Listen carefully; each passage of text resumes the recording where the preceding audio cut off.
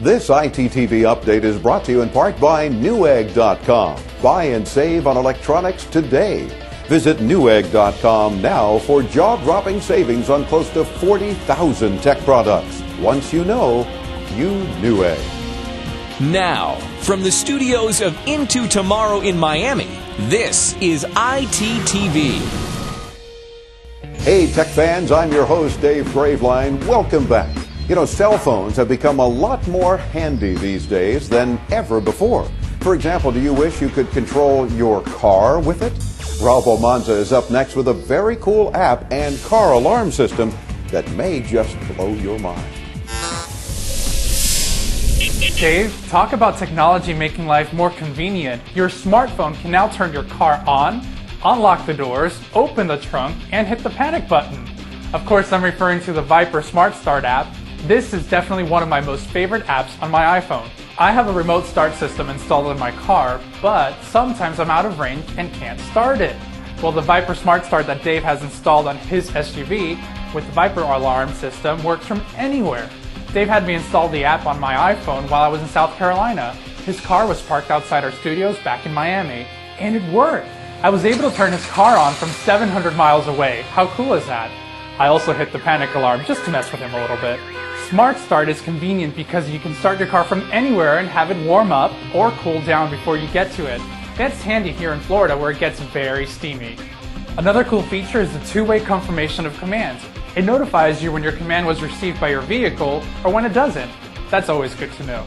Okay, so you might be asking, what if I don't have an iPhone? The Viper SmartStart also works with the iPod Touch and now BlackBerry. Rumor has it there's an Android version coming up very soon, which will make Dave happy because that's what he's carrying these days, but Viper hasn't confirmed yet. You can find a list of compatible models at viper.com/smartstart.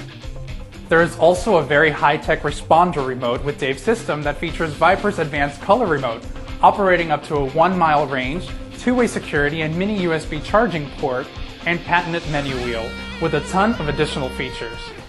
I do want to point out that you may still have to carry your car keys. I wouldn't leave home with just my phone as a main key to control my car. What if you lost it? If you already have a compatible Viper remote start system, you can add the SmartStart module for about $300. If you don't have a compatible Viper remote start system, the complete SmartStart system will cost you about $500. And that obviously doesn't include an iPhone, iPod Touch, or BlackBerry. Check it all out at viper.com. SmartStart is available at authorized Viper dealers. Dave had his installed by our friends at AudioLogic in Hollywood, Florida, and they always seem to do a very good job. Be sure to seek out a qualified installer in your area. It might sound costly, but this system is pretty awesome. It's always cool to see people's reactions when the car starts on its own. We do this in parking lots all the time. I think that's where Dave got it. Dave? What do you think about technology like the Viper system? Is your smartphone smarter than you? We can help. Call right now, toll-free 1-800-899-INTO. That's 800-899-4686. You can also send us a video response or leave us a comment below. We love hearing from our audience. This portion of our ITTV update is brought to you in part by GoToAssist Express. If you're looking for the most reliable and most secure remote support tool on the market, you need to try GoToAssist Express by Citrix. And you can try it for free. Visit gotoassist.com/Dave. It's now time to buckle your seatbelt and travel into yesterday's best technological events. Here's Chris Graveline and This Week in Tech History. This week in 1954, the prototype manufacture of a new solar battery was announced by the Bell Laboratories in New York City. This week in 1960, the submarine Tulebe was launched from Groton, Connecticut. It was the first sub to be equipped with closed-circuit television. In 1896, the addressograph was patented by J.S. Duncan of Sioux City, Iowa. In 1937, the first animated cartoon electric sign was displayed on a building on Broadway in New York City. The sign was a creation of Douglas Lee. It consisted of several thousand light bulbs and presented a 4-minute show that featured a cavorting horse and ball-tossing cats. And in 1879 this week, electric arc lights were used for the first time in Cleveland, Ohio. That's our look back at This Week in Tech History. Well, thank you, Chris.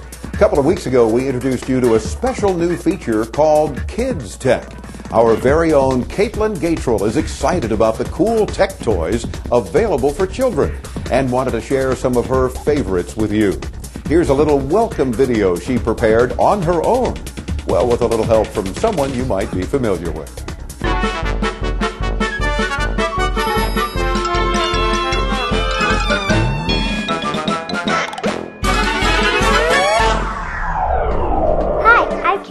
And welcome to a new feature called KidsTech with Caitlyn. Hey Caitlyn, what's KidsTech? Well, Rob, KidsTech is a new feature that talks about cool electronics that kids use. That sounds cool. I wish I could stay with you, but I gotta get back to work. So I'll see you later. Okay then, bye. Bye. If you look at these electronics right here, I will tell you what they are.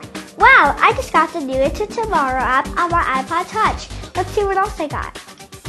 This is called a Nintendo DS Lite. These are the control panels. These are the speakers, this is the mic, and this is the power button. Oh, I almost forgot.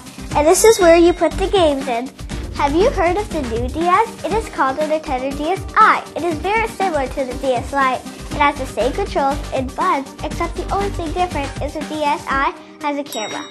Well, that's it for this webcast. See you soon. Bye. Thank you very much, Caitlyn. We're looking forward to more Kids Tech here on ITTV.